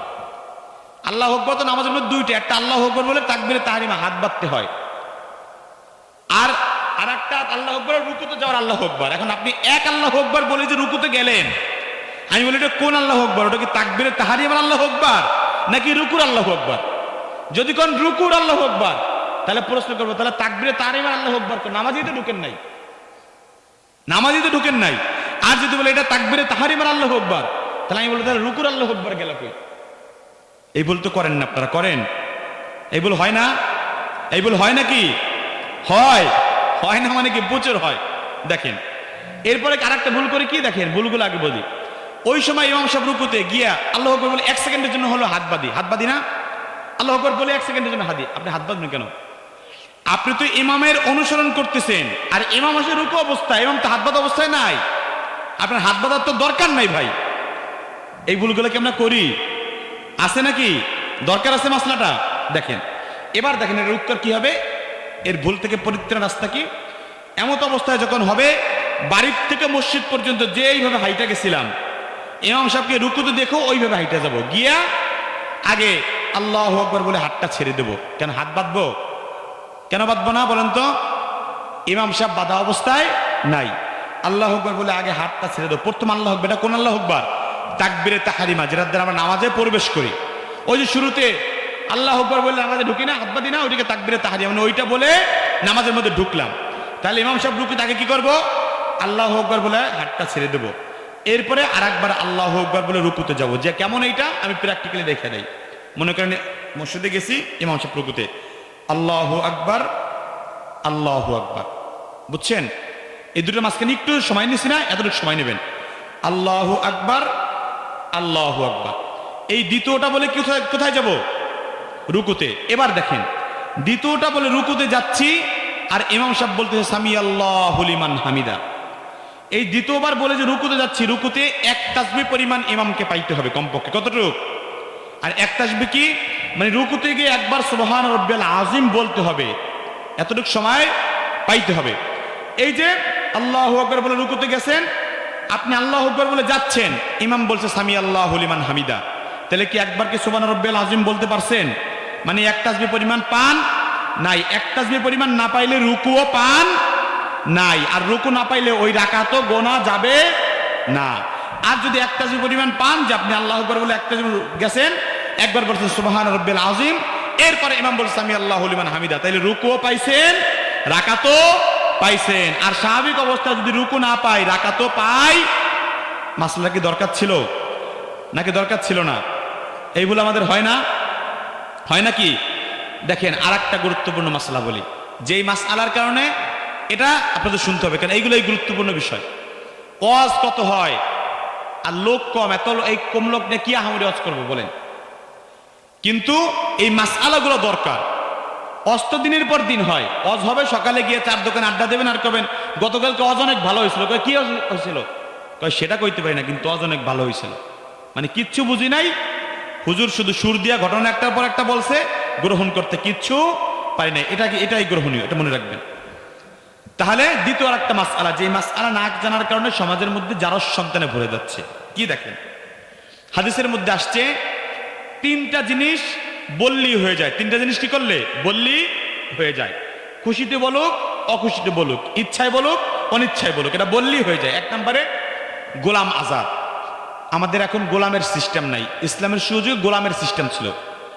মালিক যদি বলতো গোলাম তোরে আমি মুক্ত করে দিলাম, এটা ইচ্ছাকৃত বলুক, অনিচ্ছাকৃত বলুক, এর কি কইরা বলুক আর ফাজলামি করে বলুক, হাদিসের মধ্যে আসছে এটা বললেই গোলাম কি হয়ে যাবে? কি হয়ে যাবে? আজাদ হয়ে যাবে। 1 নম্বরে গোলাম আজাদ। 2 নম্বর হচ্ছে বিবাহ। আপনি একজনে বলছেন তোর আমি বিবাহ করতে চাই, আর একজন ফাজলামি করে বলছে কবুল। এই বিবাহ এটা যদি এর কি করেও কেউ ইজাব কবুল হয়ে যায়, প্রস্তাব আর গ্রহণ হয়ে যায়, বিবাহ হয়ে যাবে। সমস্ত ফুকায়ে কেরাম একমত, কারো কোনো ইখতিলাফ নাই। 3 নম্বরে তালাক। তালাক ইচ্ছা করে বলুক, অনিচ্ছাকৃত বলুক, হাইসা বলুক, রাগ হয়ে বলুক, যেভাবেই বলুক, তালাক দিলে স্ত্রীকে তালাক হয়ে যাবে। আমাদের ফতুয়া বিভাগে যদি 100টা তালাক আছে, 100 জনই বলো হুজুর রাগের মাথায় দিয়ে ফেলাইছি। ভাই, ঈদের দিন সকালে খুশি হইয়া গোলাপ ফুল একটা বৌরে দিয়ে কেউ কি কেউ গোলাপ বৌরে তালাক দিয়ে ঈদের দিন সকালে খুশি হয়ে জীবনে কেউ কি তালাক দেয়? তালাক তো রাগ হইয়াই দেয়। কি হয়ে দেয়? রাগ হইয়াই দেয়। তাহলে যেটা বলতেছিলাম, যেটা আমার মূল উদ্দেশ্য, যে বিবাহ, বিবাহ এইটা খুশি হয়ে দিউক, অখুশি হয়ে দিউক, যেভাবেই বলুক, এটা কি হয়ে যাবে। দেখেন ভুলটা কোথায় হয়। একজন নারীর জন্য 14 জন পুরুষের সঙ্গে দেখা দেওয়া যায়, যাদের সঙ্গে বিবাহ বসা কি হারাম, যাদের সঙ্গে বিবাহ কি হারাম। এর মধ্যে 2 জন আছে, একজন হচ্ছে আপন নানা আর একজন হচ্ছে আপন দাদা। বুঝতেছেন আমার কথা? বুঝতেছেন আপনারা? একজন আপন নানা আর একজন আপন দাদা। একজন নারীর আপন দাদা মানে তার বাবার আপন বাবা, সে হচ্ছে আপন কি দাদা, তার সঙ্গে ওই নারীর বিবাহ দেখা দেওয়া কি জায়েজ এবং বিবাহ হারাম। আর নিজের আপন নানা মানে নিজের মার আপন বাপ, তার সঙ্গে একটা মেয়ের দেখা দেওয়া জায়েজ, বিবাহ হারাম। এই আপন নানার দাদা ছাড়া চারপাশের নানা দাদা থাকে না, যেমন বাপের চাচারা, এরাও তো এই মেয়ের কি দাদা, এবং মার চাচা মার চাচারা, এরাও এই মেয়ের কি নানা। কিন্তু এই চাচতো নানাদের সঙ্গে দেখা দেওয়া জায়েজ আছে? দেখা দেওয়া জায়েজ নয়। বিবাহ কি হালাল, বিবাহ কি হালাল, বিবাহ কি আমাদের সমাজে হয় না, কিন্তু বিবাহ ইসলাম কি করেছে? হালাল করেছে। এবার দেখেন সমস্যাটা কোথায় হয়। এই চাচতো দাদা আর নানারা এই নাতিদের সাথে এর কি করে না, এর কি করে নাকি? আমাদের ফতুয়া আসছিল, দেখেন মনে করেন একজন বালেগ হয়ে গেছে, 15 বছরের এক নাতি, নানা কাজ করতে সকালে যাচ্ছে, আর নাতি বলছে, এই নাতি তুই আমার সাথে বিয়া বসবি নাকি? বিয়া বসলে কবুল ক। নাতি এর কি করে? হ্যাঁ আমি বিয়া বসলাম, কইলাম কবুল। এই কবুল পাশ থেকে 3-4 জনের শুনছে, চাস্তো ভাইরা, তারা শুই না হাইসা দিছে। ইসলাম বলে বিবাহ হয়ে গেছে, সবাই একমত, কোনো ইখতিলাফ নাই। নানা বলছে তুই বিবাহ বসবি কিনা? নাতি বলছে হ কবুল কইলাম, তোমার বিবাহ করলাম। পাশ থেকে 2 জনে শুই না হাইসা দিছে। আনো চাস্তো ভাইরা ছিল, শুই না হাইসা দিছে। একজনে প্রস্তাব দিছে, আর একজনে কি করছে? গ্রহণ করছে। আর বাকিরা সাক্ষীরা শুই না কি করছে? হাইসা দিছে। কোন ইমাম, কোন ফুকাহের মধ্যে ইখতিলাফ নাই, সবাই বলছে বিবাহ হয়ে গেছে, সবাই বলছে বিবাহ কি হয়ে গেছে। কিন্তু নানা তো এটা কইয়া চলে গেছে কামে, বুই কসলাইতে চলে গেছে। কিন্তু নানার তো কি হয়ে গেছে? বিয়ে হয়ে গেছে। কয়দিন পর নানা ঘটকালি করে ওই নাতির আর এক জায়গায় বিয়ে দিছে। নানা ঘটকালি করে কি করছে? নাতির আর এক জায়গায় বিয়া দিছে। বিয়া কি হয়েছে? নাতি তো নানার বিয়া। এরপরে নাতি ওইখানে গিয়ে ঘর সংসার করবে, জেনা করবে, আর যত সন্তান হবে সবগুলা জারজ সন্তান হবে। এগুলো এই মাসলা না জানার কারণে। এই মাসলা কোনো ইখতিলাফ নাই নাকি? এমন আমাদের গ্রামে হয় না, হয় না? বিআই এক পুলিশের বড় অফিসার, আমার পরিচিত বড় এক পুলিশের অফিসার, আমি এক মিডিয়াতে এই মাসলা বলার পর উনি আমার ফোন দিছে। উনি মানে ফোন দিছে, ওনার এক বিআইন উনি বলছে, পুলিশের বড় অফিসার, উনি বিআইন তালাক হয়ে গেছে। বিআইন বলছে, এই বিআইন তুই মানে বিয়া করলে কবুল কর। বিআইন কে সহ তোমার বিয়া করলাম কবুল। পুলিশের বড় অফিসার, ওইখানে মানুষেরা শুই না হাইসা দিছে। এখন বিআইন ওই আমার এই মাসলায় এক মিডিয়ায় টিভিতে আমি আলোচনা করছি, এই মাসলা শুনে উনি ফোন দিছে পুলিশরে, আমি তোমার বউ হয়ে গেছে, তোমার সম্পদের ভাগ দেয়া লাগবে আমার। এখন সেই পুলিশ আমার ফোন দিচ্ছে, বলে হুজুর মাসলা কি আসলে এইটাই হয়ে গেছে? আমি হ্যাঁ বিয়া তো হয়ে গেছে। পরে যাই হোক অনেক সিস্টেম কইরা ওইটা আলাদা করতে হয়েছে। তাইলে মাসআলা না জানার কারণে আমাদের কত সমস্যা হয়ে যায়। এগুলো কি দরকার আছে আমাদের, নাকি অনর্থক কথা? আর একটা কথা কই, দেখেন গুরুত্বপূর্ণ মাসআলা, এইগুলা না জানলে আমাদের সমস্যা। আমরা গ্রামের মানুষ কয়েকদিন পরে যখন নৌকা নামাবো আলকাতরা দেই। কি দেই? আলকাতরা দেই। ঘরের মধ্যে রং দেই, রং দিতে যে আলকাতরা দিয়ে গেছে, আলকাতরা আঙুলের ফাঁকে লাইগা রইছে। অজু করতে 3 দিন পর্যন্ত কিন্তু আলকাতরা আঙুলে লাইগা রইছে। এখন আলকাতরার নিচে কি পানি গেছে? পানি গেছে? অজুতে 4টা অঙ্গ ধোয়া ফরজ। কয়টা অঙ্গ? হাতের কনুই পর্যন্ত, মুখ, পায়ের টাকনু আর মাথার 4 ভাগের 1 ভাগ। এখানে 2টা ভুল করি, মুখের বেলায় আর হাতের বেলায় বলতেছি। হাতে ওই বিভিন্ন আলকাতরা লাইগা থেকে মহিলারা রুটি বানাইছে, রুটির খামিরা আঙ্গুলের ফাঁকে লাইগা রয়েছে, 3 দিন অজু করে কিন্তু পানি যায় নাই, অজুও হয় নাই, নামাজও হয়। মনে করি এতটুকু আলকাতরা কি হবে, এটা ফরজ অঙ্গ। মনে রাখবেন, যদি আলকাতরা কোনো রং এক চুল পরিমাণও লাইগা থাকে এবং ওইটার নিচে পানি না গেলে অজু হবে। আপনি কুলি করবেন না, নাকে পানি দেবেন না, অজু হয়ে যাবে। কেন এগুলো ফরজ না, সুন্নাত। কুলি না করলেও কি অজু হয়ে যাবে, কিন্তু এই ফরজ অঙ্গে সুখ না থাকলে অজু হবে না। আর একটা গুরুত্বপূর্ণ, মুখের বেলায় ভুল করে দেখেন, মুখ ধোয়া যে ফরজ, মুখের পরিধি কতটুকু? মুখ হচ্ছে এক কানের লতি থেকে অপর কানের লতি পর্যন্ত, আর এই থুতনি থেকে নিয়ে চুল ওঠার আগ পর্যন্ত, যেখান থেকে চুল ওঠে, এটা মুখের পরিধি। কিন্তু সমস্যা হচ্ছে আমরা যখন মুখটা ধুই, মুখ ধুইতে গিয়ে যাদের দাড়ি আছে, দাড়ির এই পাশের যে অংশটা দেখছেন, কান এবং দাড়ির মাঝখানে, এটা অনেকে ধুই না। এটা অনেকে কি ভালো করে ধুই না, আগাটা ধুয়ে চলে আসে। কিন্তু এটা কি মুখের বাহিরে না ভিতরে? কারণ মুখের পরিধি কতটুকু? এক কানের লতি থেকে আর এক কানের লতি, তাহলে এইটা কি মুখের ভিতরে হবে না।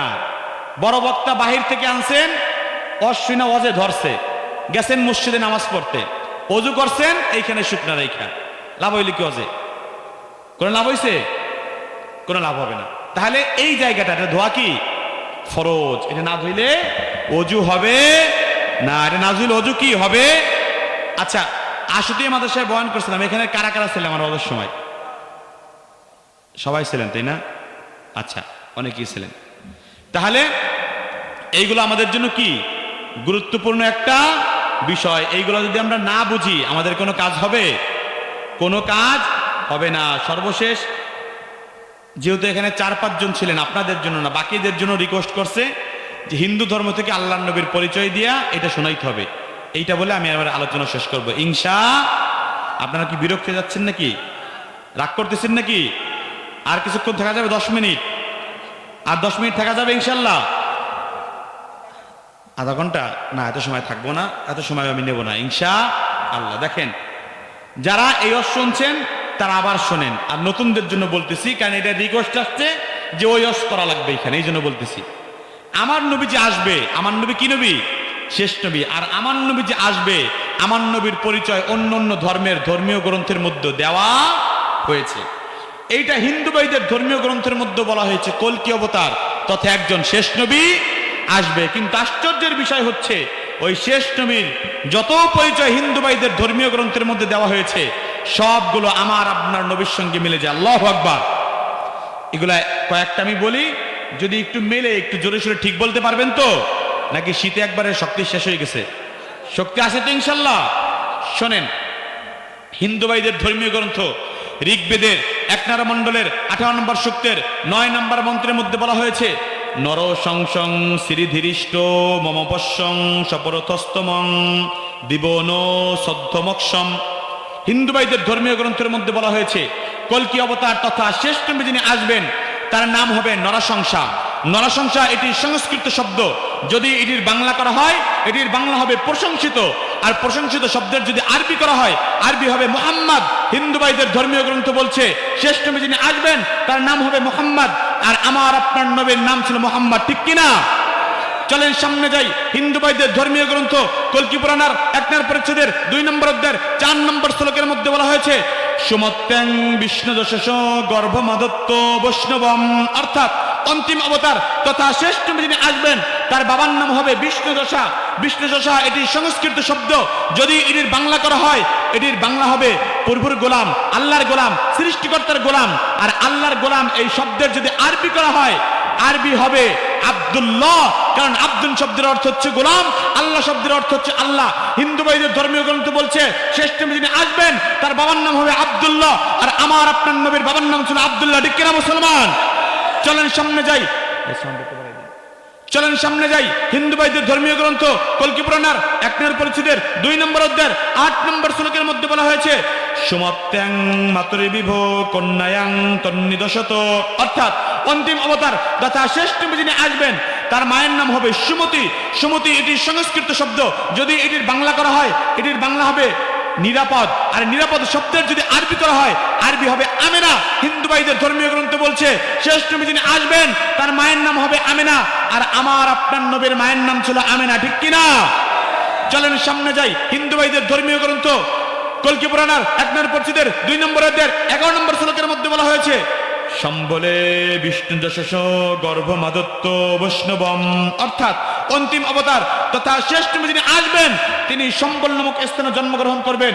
সম্বল এটি সংস্কৃত শব্দ, যদি এটির বাংলা করা হয় এটির বাংলা হবে নিরাপদ স্থান, আর নিরাপদ স্থানে যদি আরবি করা হয় আরবি হবে বালাদুল আমিন, আর মক্কা নগরীর অপর নাম ছিল বালাদুল আমিন। আল্লাহ তাআলা বলেন ওয়াহাদাল বালাদিল আমিন। হিন্দু ভাইদের ধর্মীয় গ্রন্থ বলছে শ্রেষ্ঠ নবী আসবেন তিনি বালাদুল আমিন তথা মক্কা নগরীতে জন্মগ্রহণ করবেন, আর আমার আপনার নবী মক্কা নগরীতে জন্মগ্রহণ করেছিল, ঠিক কিনা মুসলমান? চলেন সামনে যাই।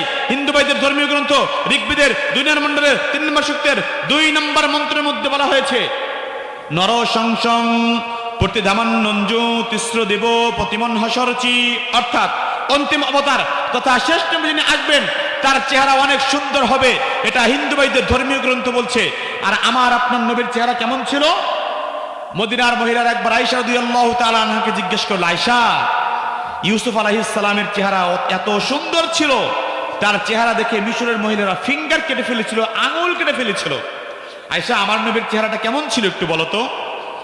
আম্মা জান আয়েশা রাদিয়াল্লাহু তাআলা আনহা তিনি বলল, ওগো মদিনার মহিলারা শোনো শোনো, ওই মজলিসে ইউসুফ আলাইহিস সালাতু ওয়াস সালাম না হয়ে যদি আখিরি জামানার পয়গম্বর হতো তাহলে ওই মহিলারা আঙুল না কেটে তাদের কলিজা কেটে ফেলতো। আল্লাহর নবীর চেহারার বর্ণনা দিকে আয়েশা রাদিয়াল্লাহু তাআলা আনহা তিনি বলেন, লানা শামসুন ওয়ালিল আফাকি শামসুন ওয়া শামসি আফদালু শামসিস সামাই ফাইন্নাশ শামসা তাতলুউ বা'দা ফাজরিন ওয়া শামসি তাতলুউ বা'দাল ইশাই ওয়া শামসি তাতলুউ বা'দাল ইশাই। দুনিয়ার মানুষের একটা সূর্য রয়েছে আর আমি আয়েশারও তো একটা সূর্য রয়েছে, কিন্তু দুনিয়াবাসীর সূর্যের থেকে আমি আয়েশার সূর্য অনেক উত্তম, কারণ দুনিয়াবাসীর সূর্য প্রত্যেক দিন ফজর নামাজের পরে উদিত হয়, আর আমি আয়েশার সূর্য প্রত্যেক দিন এশার নামাজের পরে আমার ঘরের মধ্যে উদিত হয়ে যায়। হিন্দু ভাইদের ধর্মীয় গ্রন্থ বলছে শ্রেষ্ঠ নবী যিনি আসবেন তার চেহারা অনেক সুন্দর হবে, আর আমার আপনার নবীর চেহারা অনেক সুন্দর ছিল, ঠিক কিনা? আমার নবীর চেহারা কেমন ছিল? Did you know how was my prophet Muhammad sallallahu alayhi wa sallam? আপনারা কি জানেন আমার নবীর চেহারা কেমন ছিল? তিনি ছিলেন মধ্যম আকৃতির সুঠাম দেহের অধিকারী একজন পুরুষ, যার গায়ের রং ছিল শুভ্র লালিমা মিশ্রিত, যার চুলগুলো ছিল কাঁধ পর্যন্ত প্রলম্বিত, হালকা হালকা কোঁকড়ানো। তিনি যখন তার চুলে তেল নিয়ে আঁচড়াতেন মনে হতো মৃত্যুবন্ধে ঢেউ দেখা যাচ্ছে। তার চোখের পাপড়িগুলো ছিল ফুটন্ত গোলাপের এক একটা পাপড়ির মতো। তিনি যখন চোখের পালক ফেলতেন মনে হতো ভোরের স্নিগ্ধ হাওয়ায় গোলাপ পাপড়ি যেন দোল খাচ্ছে। তার চোখের সাদা অংশ ছিল শুভ্র সাদা, কালো অংশ ছিল কৃষ্ণ কালো। তার ভুরুগুলো ছিল জোড়া ভুরু, ধনুকের মতো বাঁকা, আর ভুরুর নিচেই ছিল খাড়া একটা নাক।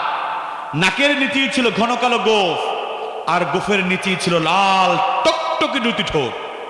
তিনি যখন মুচকি হাসতেন গোটা বিশ্ব অবাক নয়নে তাকিয়ে থাকতো, গোটা বিশ্বে কেমন যেন বিদ্যুৎ চমকাচ্ছে। আল্লাহু আকবার।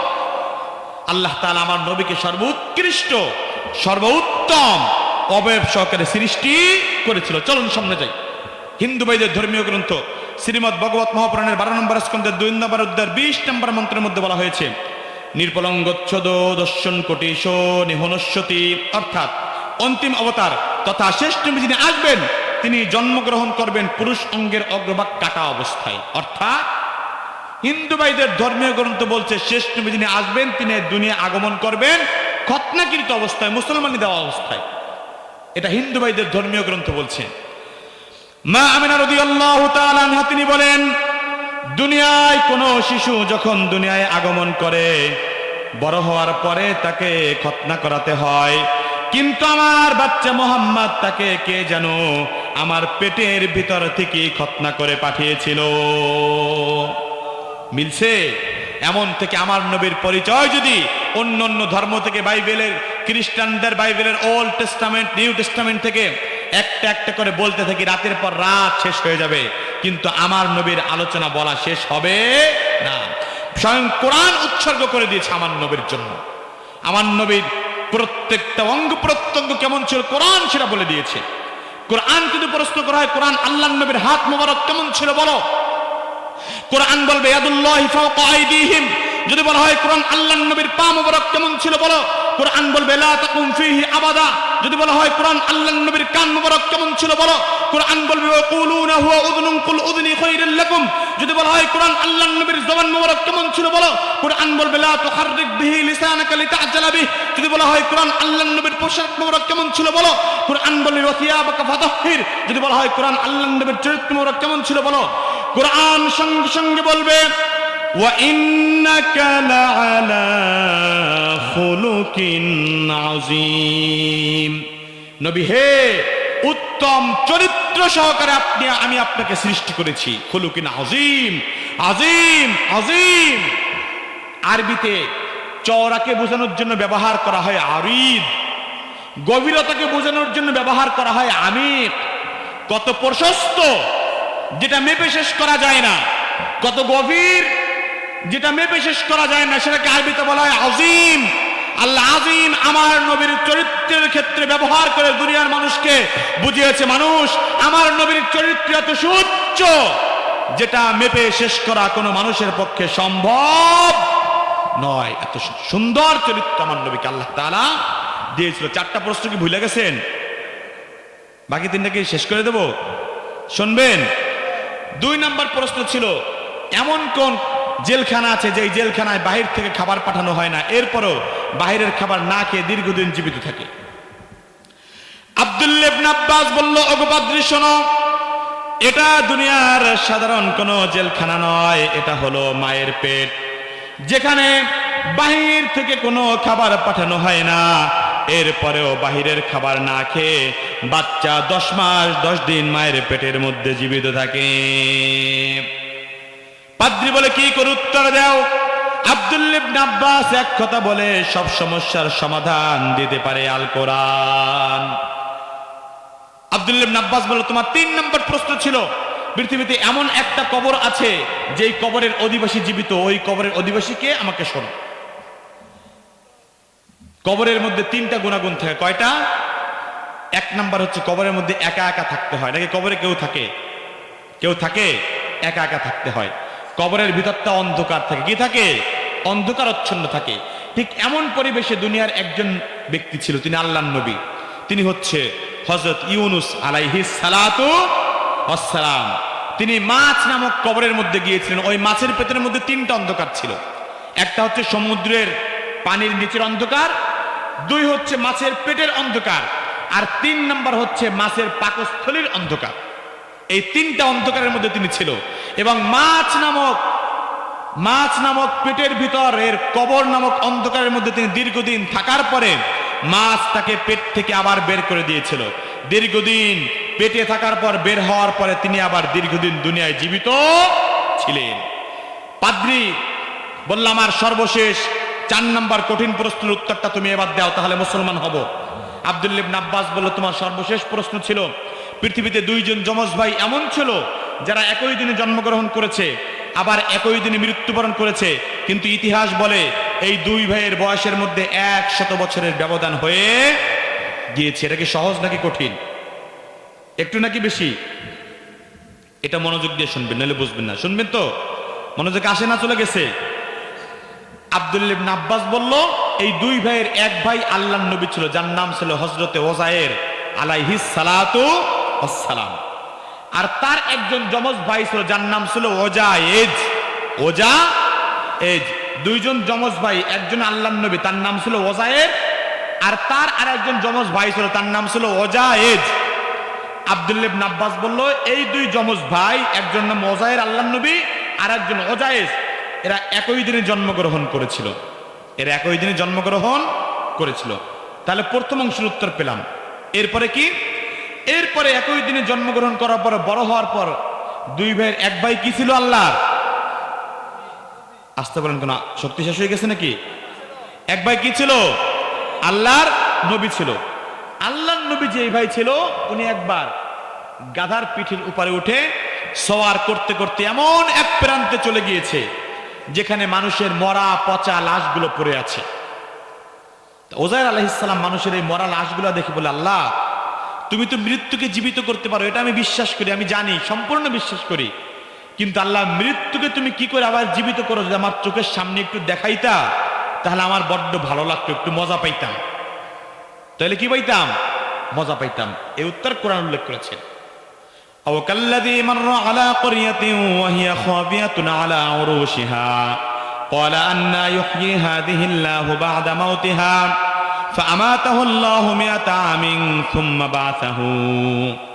যখন এই কথা ওজাইর আলাইহিস সালাম বলছে, আল্লাহ এই মৃত্যুকে কি করে জীবিত করবে একটু দেখাইলে আমি কি পাইতাম?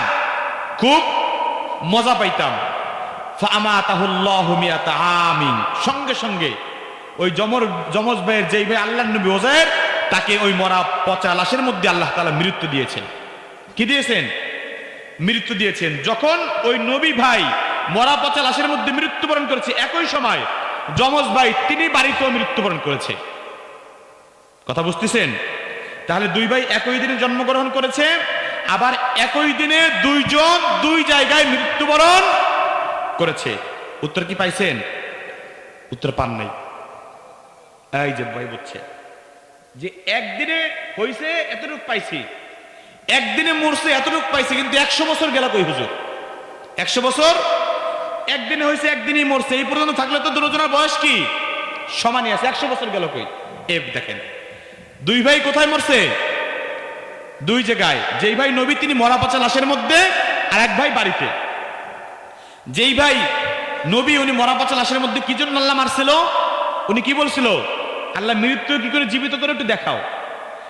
এরপরে যেই ভাই নবী ছিল ওনাকে আবার 100 বছর পরে আল্লাহ জীবিত করেছে। জীবিত করে বলছে ক্বালা কাম লাবিস্তা, কোরআন বলতেছে ওগো ওজায়ের তুমি কতদিন ঘুমিয়েছো? ওজায়ের আলাইহিস সালাতু ওয়াস সালাম বলল ইয়াওমান আও বা'দা ইয়াউম, আল্লাহ আমি একদিন অথবা একদিনের চেয়ে কিছু অংশ কম ঘুমিয়েছি। উনি একদিন আর একদিনের কম বললো কেন জানুন? আল্লাহ বলে না, ক্বালা বাল লাবিস্তা মিআতা আমিন, তুমি 100 বছর ঘুমাইছো। নবী কয় কয়দিন? একদিন অথবা তার কিছু কম, আর আল্লাহ কয় 100 বছর। প্যাচ লাগছে না লাগে নাই? এখন প্রশ্ন হচ্ছে উনি একদিন বললো কেন? উনি যখন 100 বছর আগে মৃত্যুবরণ করেছিল তখন দিনের শুরুর অংশ ছিল, মানে সূর্য মাত্র উঠছে, বাড়ি থেকে সকালে বের হয়েছে 10টার মতো বাজে, তখন মৃত্যুবরণ করেছে। আর আল্লাহ 100 বছর পর ওনাকে যখন জীবিত করছে তখন বিকাল বেলা, সূর্য ডুবার আগে। এই জন্য উনি মনে করছে আমি যেদিন ঘুমাইছি আজকে ওই দিনের কি বিকাল। আমি ঘুমাইছিলাম কখন? সকালে, আর উঠছি কখন? বিকালে, কিন্তু মাঝখানে গেছে কতদিন? এই জন্য উনি বলছে একদিন অথবা তার থেকে কম, আর আল্লাহ বলে 100 বছর। প্যাচ লাগছে না? এবার আল্লাহ বলে বুঝছি ওদের প্যাচ লেগেছে, আমি বলি 100 বছর, তুমি বলো একদিন, একটু খটকা লাগতেছে জানি, তুমি বিশ্বাস করার পরেও খটকা লাগে, খটকা দূর করার জন্য ফাংদুর ইলা তুআমিক, ওগো ওজায়ের 100 বছর ঘুমাইছো দলিল হিসাবে জানার জন্য, তুমি বাড়ি থেকে আসার জন্য যে খাবার নিয়ে এসেছিলে, ফাংদুর ইলা তুআমিক, তুমি তোমার খাবারের দিকে তাকাও তাহলে বুঝতে পারবা। খাবার খুলেছে দেখলাম মেতাসান্না, খাবার এখনো পর্যন্ত নষ্ট হয় নাই, খাবার বাড়ি থেকে যেরূপ এনেছিলাম খাবার এখনো পুরোপুরি তরতাজা রয়েছে। পেস কি লাগছে না ডবল লাগছে? সারছে নাকি ডবল হইছে? যে আল্লাহ আমি কইলাম একদিন, তুমি বললে 100 বছর, তুমি 100 বছরের পক্ষে দলিল দেওয়ার জন্য কইলে খাবারের দিকে তাকাইতে, তাকাইলাম খাবারের দিকে, খাবার দেখি ভালো, আমার কথাই ঠিক। 100 বছরের খাবার ভালো থাকে? খাবার তো এ যে ভালো আছে তাইলে একদিনই, আমার কথা দেখ, তুমি তো আল্লাহ কি বললা পেঁয়াজ লাগছে, কিন্তু আল্লাহর কথা বিশ্বাস করে। আল্লাহ বলে ওগো ওজায়ের জানি পেঁয়াজ ডবল লেগেছে, এবার ডবল পেঁয়াজ নিয়ে অংদুর ইলা হিমারিক, এবার তুমি তোমার সেই গাধার দিকে তাকাও যেই গাধার উপরে সওয়ার হয়ে তুমি এখানে এসেছিলে। এবার ওজায়ের পিছনের দিকে গাধার দিকে তাকিয়ে দেখে গাধা নাই, গাধা মৃত্যুবরণ করেছে। গাধার মাংসগুলো পোকামাকড়ে খেয়ে ফেলেছে, গাধার হাড্ডিগুলো মাটির সঙ্গে মিলে গিয়েছে, গাধার ছোট্ট ছোট্ট বালুকরার মতো কয়েকটা হাড্ডি মাটির মধ্যে দেখা যায়, বাকি সব কিছু মাটির সঙ্গে মিলে গিয়েছে। আল্লাহ বলল, গো উযায়ের, এবার তুমি গাধার ওই ছোট্ট ছোট্ট হাড্ডি কণার দিকে তাকিয়ে থাকো, চক্ষু নড়াবা না। উযায়ের নবী তাকিয়ে থেকেছে। আল্লাহ এবার গাধাকে বলল, ও গাধা, তুই জীবিত হয়ে যা। সঙ্গে সঙ্গে গাধার ছোট্ট ছোট্ট হাড্ডিগুলো একটি আরেকটির সঙ্গে মিলতে শুরু করলো। মিলতে মিলতে একটা বড় হাড্ডি হয়ে গেল। বড় কয়েকটা হাড্ডি মিলে মিলে কঙ্কাল হয়ে গেল। কঙ্কালের ভিতরে পেটের মধ্যে নাড়িভুড়ি তৈরি হয়ে গেল। হাড্ডির উপরে গোশত তৈরি হয়ে গেল। গোশতের উপরে চামড়া তৈরি হয়ে গেল। চামড়া তৈরি হওয়ার পরে উযায়ের আলাইহিস সালাম তাকিয়ে দেখে, এটা তো ভিন্ন কোনো গাধা নয়, এটা তো আমার সেই গাধা যেটার উপরে আমি সওয়ার হয়ে এসেছিলাম। সঙ্গে সঙ্গে আল্লাহর দরবারে সিজদায় লুটে পড়েছে, মালিক, তুমি যে এত সুন্দর করে মৃত্যুকে আবার জীবিত করতে পারো, আমি এটা সচক্ষে দেখে আমার অন্তরকে ঠান্ডা করলাম। আল্লাহ সচক্ষে দেখাইছে না? উত্তর কি পাইছেন? উত্তর তো পান নাই, এবার বুঝাই উত্তর। এই দেখেন, দুই ভাই একই দিনে জন্মগ্রহণ করেছিল, আবার একই দিনে দুই ভাই দুই জায়গায় মৃত্যুবরণ করেছিল। শেষ। এরপরে 100 বছর পর যেই ভাই আল্লাহর নবী ছিল আর যে বলছিল কি করে মৃত্যুকে জীবিত করেন, ওনারে আবার 100 বছর পর আল্লাহ কি করছে? বুঝেন নাই কথা? 100 বছর পর আবার কি করছে? উঠাইছে। কিন্তু দ্বিতীয় ভাইরে কি আর উঠাইছে? ওনার প্রথম মরাই কি মরা, কিন্তু দ্বিতীয় ভাইকে মৃত্যুকে কি করে জীবিত করে এটা দেখানোর জন্য আবার উঠাইছে। উঠানোর কারণে মাঝখানের সময়টা ঘুমের মধ্যে চলে গেছে। আর আমাদের ঘুম আমাদের বয়সের মধ্যে আমরা গুনি না, গণনা করি কিনা? দিনে আমরা কাজ করি, রাত্রে ঘুমাই। এই জন্য আমরা কি বলি, মনে করেন কারো বয়স যদি 40 বছর হয়, তাহলে কমপক্ষে 20 বছর ঘুমাই। তাহলে তার বয়স কি 40 বছর বলি না 20 বছর বলি? 40 বছরে বলি, কারণ ঘুমও গণার মধ্যে ধরা হয়। ঠিক এই দুই ব্যক্তি যদি একই দিনে জন্মগ্রহণ করেছিল কিন্তু এবং একই দিনে মৃত্যুবরণ করেছে, কিন্তু যেই ভাই আল্লাহর নবী ছিল ওনাকে মৃত্যুকে জীবিত কি করে করে এটা দেখানোর জন্য আবার 100 বছর পরে আবার জীবিত করেছে, যে কারণে প্রথম ভাই থেকে ওনার বয়স 100 বছর বেশি হয়ে গিয়েছে। উত্তর পেয়েছেন? আব্দুল্লাহ ইবনে আব্বাসকে পাদ্রী বলল, পাদ্রী কি করে দিলা?